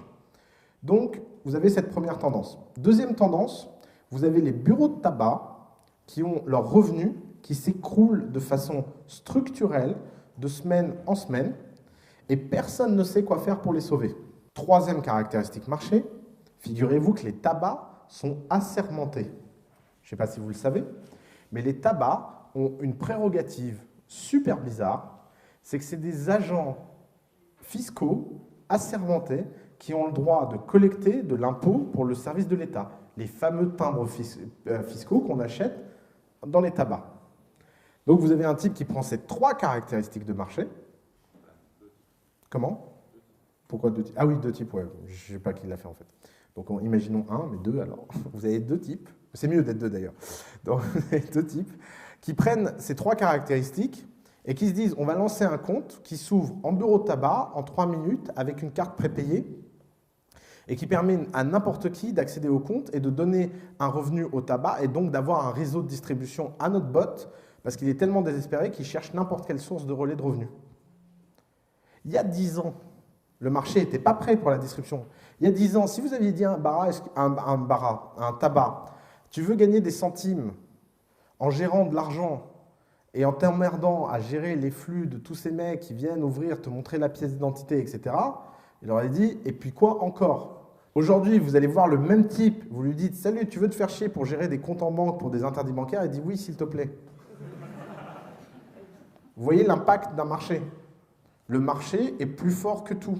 Et d'ailleurs, c'est une opportunité pour cette paupérisation. Je peux dire, c'est un compte extrêmement peu cher. Tu offres à des gens qui n'avaient pas et ça change tout. C'est un enfer de ne pas avoir de carte bleue de nos jours. C'est un enfer. J'ai vécu 1 an sans carte bleue. Les nouvelles frontières sont différentes. Alors, qu'est-ce que ça veut dire liquide?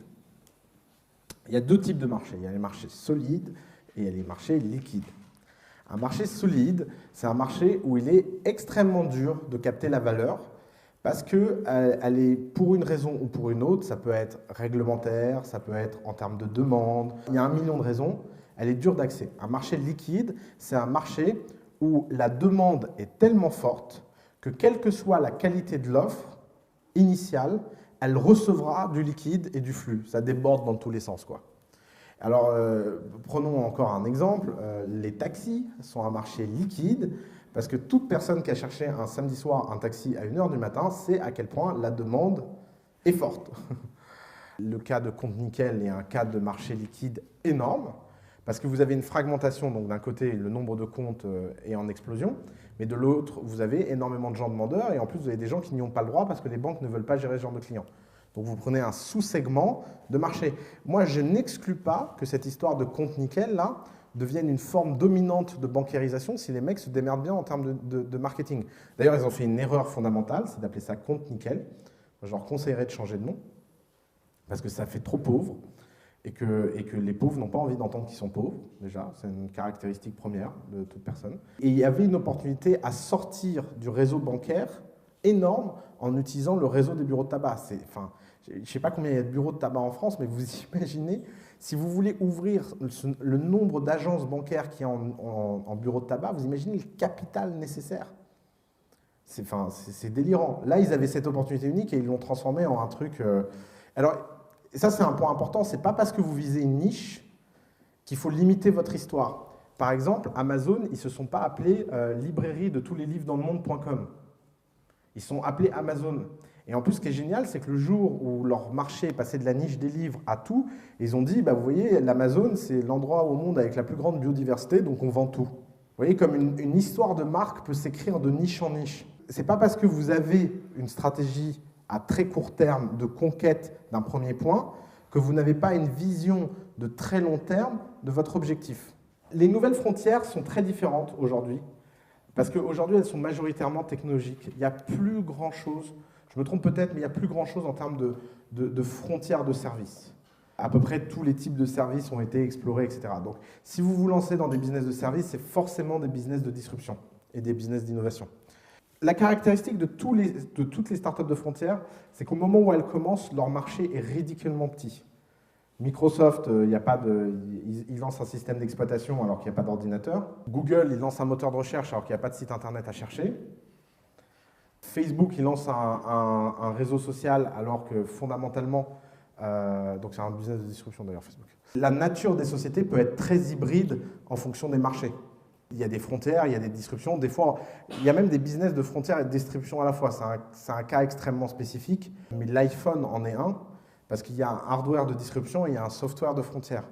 Premier App Store. Cette distinction est évidemment très très très simple quand vous créez une boîte. Elle est beaucoup beaucoup plus compliquée 10 ans plus tard quand la boîte vit. Parce que ça devient tout de suite beaucoup plus complexe et hybride. C'est vraiment une distinction qui sert à voir de quel côté on est en termes de création d'entreprise. Comprenons bien ce point, c'est que la seule façon de réussir avec une start-up, c'est d'avoir une volonté de domination. Il n'y a pas d'autre façon. Parce qu'encore une fois, si vous ne l'avez pas, quelqu'un d'autre l'aura et vous éjectera. Maintenant, cette volonté de domination doit être extrêmement limitée dans le temps, l'espace.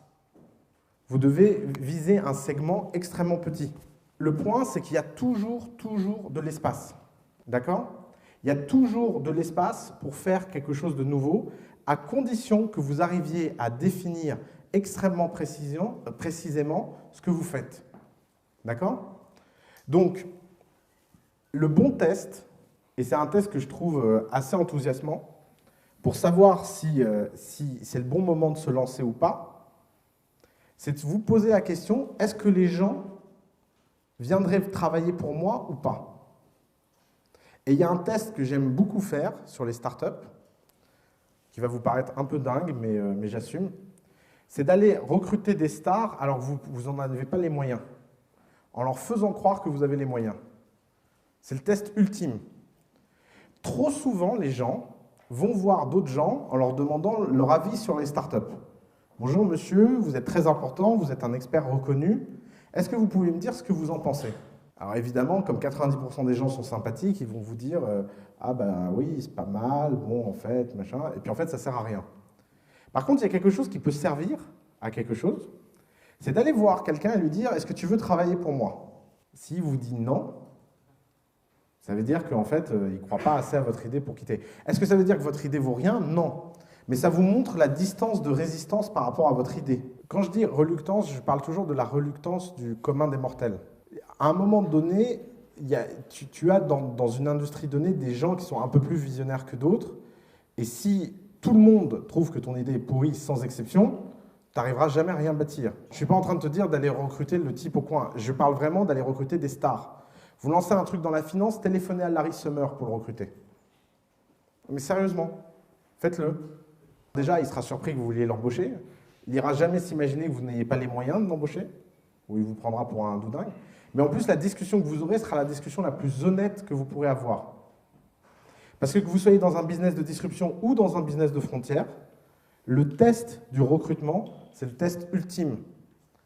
Un business ne vit que parce que les gens qui sont dedans travaillent bien plus qu'ils ne devraient. C'est ce qui fait qu'un business devient extraordinaire. Donc la question, c'est est-ce que vous arrivez autour d'une vision donnée à mobiliser des gens qui auraient pu faire tout autre chose? Est-ce que vous arrivez à mobiliser des gens qui sont bien plus doués que vous? Peter Thiel dit, la meilleure façon de savoir comment investir dans une startup, c'est de regarder les 20 premiers recrutements. Est-ce qu'ils ont été difficiles ou pas? Est-ce qu'ils ont été faciles ou pas? Est-ce qu'ils ont amené des gens qui étaient bien au-dessus de l'état donné de la boîte? Regardez le nombre de boîtes qui sont associées à des gens qui disent le jour où la boîte marche, j'arrêterai ce que je fais et je passerai à ça. La vérité, c'est que si vous croyez profondément à une société donnée, vous allez faire le switch. Facebook a commencé comme un business de disruption, disrupter MySpace, etc. Et aujourd'hui, il est devenu un business de frontières parce qu'il se lance dans Oculus. Il se lance, ouais, exactement. Qui a vu l'acquisition d'Oculus par Facebook? Ouais. Oculus, c'est le système de réalité virtuelle. Vous mettez un casque et vous êtes projeté dans un monde. Ça, c'est typiquement un business de frontières. C'est pas un business de disruption. Le marché de la réalité virtuelle n'existe pas. Enfin, des gens connectés aujourd'hui avec un casque de réalité virtuelle, je crois qu'ils sont quelques centaines, ou quelques milliers peut-être. Ils sont pas beaucoup. D'ailleurs, ils sont très vocaux sur cette acquisition. Ça, c'est un autre sujet. C'est pas parce qu'un business de frontière ne se définit pas par la techno que la majorité des business de frontière ne sont pas des business de techno. C'est plus subtil que ça. La réciproque n'est pas vraie, en fait. Tout business de techno n'est pas un business de frontière, mais beaucoup de business de frontière sont des business de techno. Amazon a fait les deux, en fait. Amazon continue à disrupter le retail, segment par segment. Et maintenant, par-dessus ça, il rajoute des questions de business de frontières pour créer des nouveaux marchés. Amazon Studio, Amazon Web Service était un business de frontières il n'y a pas si longtemps, etc., etc. Donc, encore une fois, les sociétés matures sont souvent, surtout les sociétés matures réussies, sont souvent des business hybrides. Le cloud, c'était de la frontière parce qu'il n'y avait pas de marché du cloud. Encore une fois, la techno-cloud existe depuis longtemps, mais le développement du cloud, c'est vraiment une frontière parce que pendant très longtemps, personne n'aurait mis ses data dans le cloud.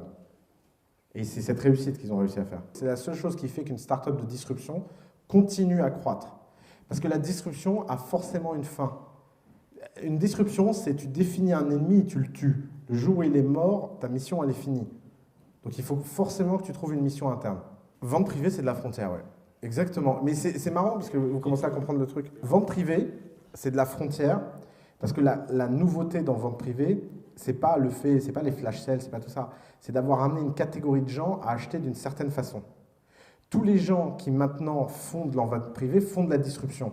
C'est quoi la différence entre construire dans un pays et découvrir un nouveau pays? Découvrir un nouveau pays, c'est tu pars, tu marches, et tu ne sais pas où ça s'arrête. Tu arrives sur la côte est des États-Unis, puis tu marches jusqu'au Nebraska, et puis tu te dis au Nebraska, alors ça continue pendant combien de temps? Et bien, il y a deux types de gens. Il y a les gens qui vont rester sur place et ils vont faire de la disruption. Donc ils vont prendre la terre que tu as déjà découverte et ils vont peut-être la renouveler. Donc tu avais fait une ferme et ils viennent faire un gratte-ciel, en disant la ferme ça pue, moi je veux un gratte-ciel, disruption. Et il y a les gens qui disent ah ouais mais là-bas au loin c'est incroyable, regarde il y a encore de la terre à découvrir, je vais avancer. Ça c'est de la frontière. Donc version business et version entreprise, ça donne des business qui ouvrent des marchés et des business qui redéfinissent des marchés. C'est ça la différence entre disruption et frontière. Quantify Self c'est de la frontière. Il y a très peu de gens qui se quantify self. Qui ici se quantify self?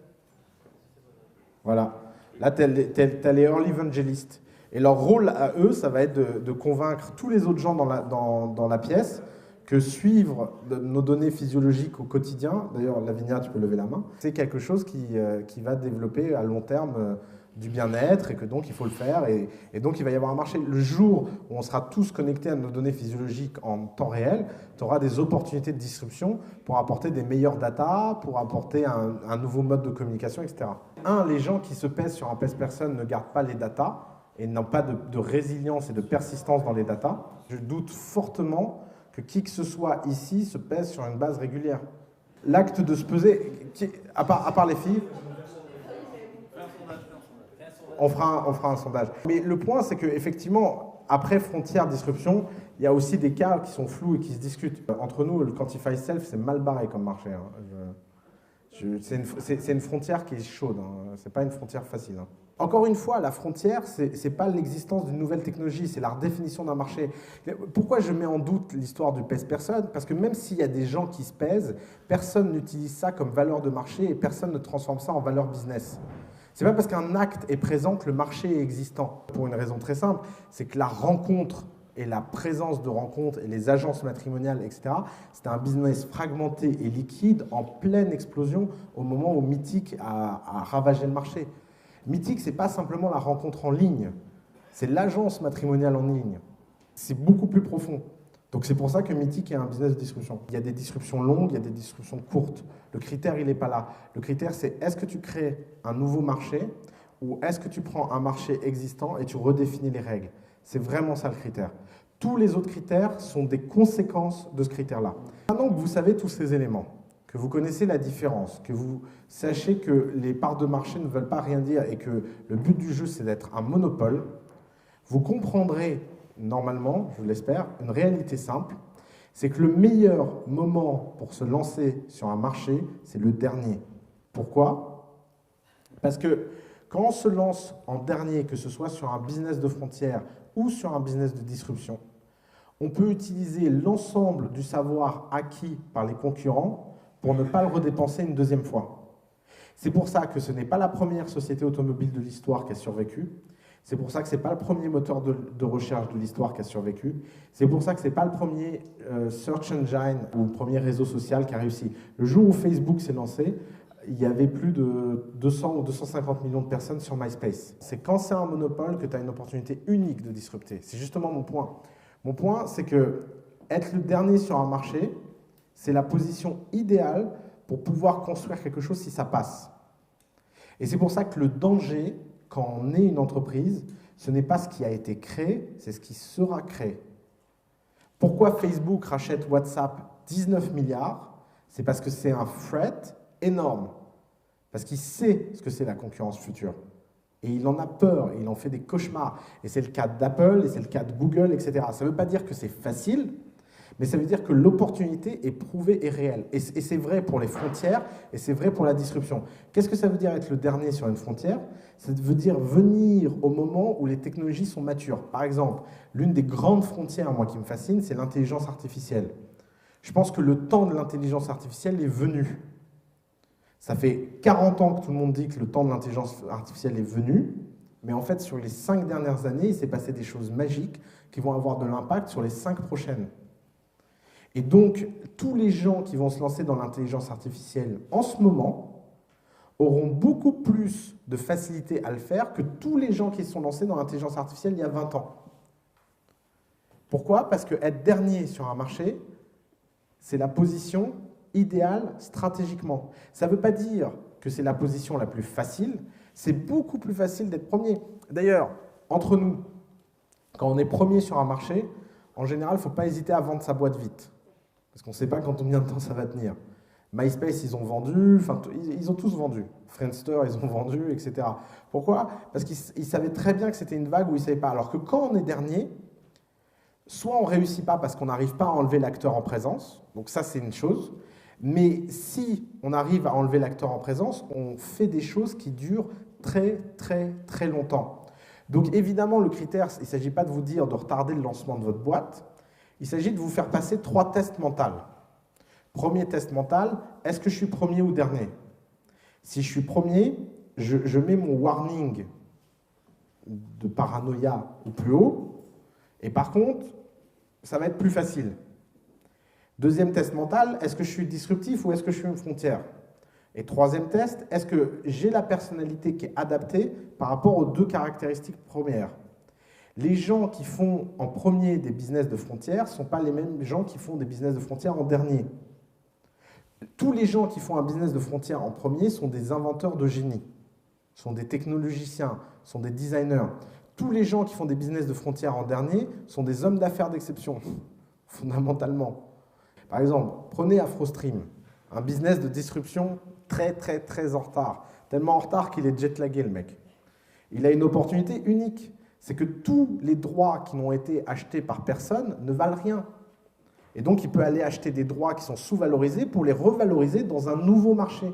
Qu'est-ce que c'est la valeur d'AfroStream? Ce n'est pas le fait de publier des films sur Internet. N'importe quel ahuri fait ça. La valeur d'AfroStream, c'est d'avoir une relation intime avec un segment extrêmement déterminé, extrêmement fin, extrêmement fragmenté et incroyablement liquide. Ça y est, tu comprends pourquoi on t'a pris? Il y avait une seule solution pour MySpace de survivre à Facebook. Il y en avait une seule. C'était de copier toutes les innovations que Facebook mettait en place. Et pour faire ça, il aurait fallu respecter les gens de Facebook. Tu ne respectes jamais des gamins de 19 ans qui balancent 50 000 $ dans une fête sur leur premier investissement de 500 000 $. Quand tu travailles chez Rupert Murdoch et que tu as un costard. Parce que tu vois ça et tu te dis, c'est des gens qui ne sont pas sérieux. N'oubliez jamais, ce monde meurt et les opportunités arrivent à chaque fois que quelqu'un de respectable rencontre la voie de quelqu'un qui ne l'est pas. Tous vos business et tous les gens qui sont dans cette salle, vous avez quelque chose de fondamentalement dangereux, c'est que vous ne pouvez pas être pris au sérieux par qui que ce soit. Le prenez pas mal. Mais fondamentalement, quand on démarre quelque chose, on ne peut pas être pris au sérieux. Si vous croyez vraiment que les gens ont pris au sérieux The Family le jour de la fondation, c'est une grosse blague. Si vous croyez vraiment que les gens ont pris au sérieux Y Combinator le jour de la fondation, Google, Facebook, etc., non. Et c'est ça la plus grande opportunité. C'est ce qui fait que ça donne du temps. Si ces types avaient été des Zuckerberg parano, tu vois, Zuckerberg, il voit Snapchat se lancer, il fait POC. Ça ne marche pas, il met 3 milliards sur la table. Ça ne marche pas, il rachète WhatsApp 19 milliards. Tu vois, il monte les enchères. MySpace, pendant le même temps, ils vont visiter Facebook, ils font un tour du campus, ils rentrent chez eux et ils rigolent pendant 2 ans. Sauf que 2 ans plus tard, bah, c'était trop tard. C'est un des points, Sun Tzu l'a dit, hein. La meilleure façon de mourir sur le champ de bataille, c'est de sous-estimer les gens qu'on a en face. Toujours faire attention à ça. Donc, 2 questions que je ne veux plus. Est-ce que c'est le bon moment ou pas de se lancer? Parce que par définition, il y a toujours... Et la deuxième chose, c'est, je vous avais déjà fait une démonstration sur la concurrence, d'un point de vue fonctionnel. Là, vous avez une démonstration d'un point de vue marché. La concurrence ne compte pas. La seule chose qui compte, c'est votre capacité d'exécution à délivrer quelque chose de nouveau. Et c'est pour ça qu'il faut définir très précisément la première niche que vous allez dominer. Et encore une fois, c'est une affaire de domination. Ça se joue par le fait de bâtir des résultats exceptionnels. Et il y a toujours une niche que vous pouvez attaquer. Il y a un proverbe qui dit on est toujours le roi de quelque chose, ou le président de quelque chose. C'est Jospin à l'Assemblée qui avait appelé, je ne sais plus qui, Monsieur le Président, et on lui avait dit oui, ben non, je ne suis pas président, moi, vous devez bien être président de quelque chose, on est tous présidents de quelque chose. Ben, c'est la même chose. Vous devez jouer au jeu de je suis leader de marché sûr. D'ailleurs, c'est un jeu auquel toutes les grandes entreprises jouent, hein. Enfin, c'est assez marrant, hein. Elles sont toujours leaders de marché sur quelque chose, hein. Vous pouvez toujours redéfinir, recouper, regarder de côté, regarder de travers, regarder d'en haut. Mais en fait, autant ce jeu est fait pour des raisons marketing par les grandes entreprises, autant il doit être fait pour des raisons opérationnelles et stratégiques par des startups. Ce que j'appelle la vérité d'un marché, c'est est-ce que ce que tu offres peut rencontrer un sous-segment de ce marché de façon surenthousiaste. Et encore une fois, on parle de surenthousiasme. C'est pas grave si c'est à petite échelle, ce qui compte, c'est que les proportions de votre définition soient extrêmement importantes. Une bonne part de marché, c'est 60-70% d'un segment. Je peux vous faire un témoignage personnel. Pourquoi The Family, on est lancé à Paris sur le segment des sociétés créées en France? Parce qu'on veut être dominant sur toutes les startups d'un certain segment. Pourquoi on ne fait pas de société de services? Parce qu'on s'adresse qu'à des startups scalables. Vous imaginez le nombre de dossiers qu'on refuse à cause de bons dossiers qu'on refuse à cause de notre segmentation? Vous n'imaginez pas le nombre de gens en Europe qui apply et qu'on refuse? Vous n'imaginez pas le nombre de propositions qu'on a eues pour ouvrir des The Family à travers le monde qu'on refuse? Parce qu'un business ne se définit pas par ce que vous faites, un business se définit par tout ce que vous décidez de ne pas faire. Parce que vous pouvez tout faire. Évidemment que là, on peut aller faire les cakes et ouvrir The Family Berlin. Il y a même un type qui a mis un chèque de 500 000 € sur la table pour qu'on le fasse. On a pris le chèque et on lui a remis. Et on lui a dit « Merci beaucoup, monsieur. On se revoit dans quelques années. » Pour une raison simple, c'est que je peux vous dire une chose, c'est que si on va lancer The Family Berlin et The Family Paris en même temps, on va avoir 10% du marché dans les 2 cas, et il y a un type qui va finir par avoir 90% du marché et qui va nous ravager. Tandis que si on conquiert 90% des meilleures startups parisiennes, et françaises au sens large, qui peuvent venir à Paris du moins, si vous avez ce segment-là, vous êtes indélogeable. C'est un peu comme quand on est très très profondément ancré dans quelque chose. Pour vous arracher de terre, si les racines sont très profondes, c'est très très dur. Et à partir de ce moment-là, bah, vous pouvez envoyer du petit pollen pour remettre des racines très très profondes. C'est pas cette image. On a plusieurs niches, choisissons une. Comment on développe un instinct? En faisant plein d'erreurs en utilisant son instinct. C'est comme ça qu'on finit par avoir de l'instinct. Donc de toute façon, si tu n'as pas d'instinct pour savoir quelle est la bonne, utilise ton instinct. Si ça se trouve, il sera mal calibré, tu l'apprendras vite et tu repasseras à autre chose. Mais c'est exactement ça, c'est pas grave. Passer des heures à choisir une niche sur une autre, c'est pas le point. Par contre, il y a des critères très objectifs. Par exemple, du genre, laquelle parmi toutes les niches, ça m'amuserait le plus de la conquérir.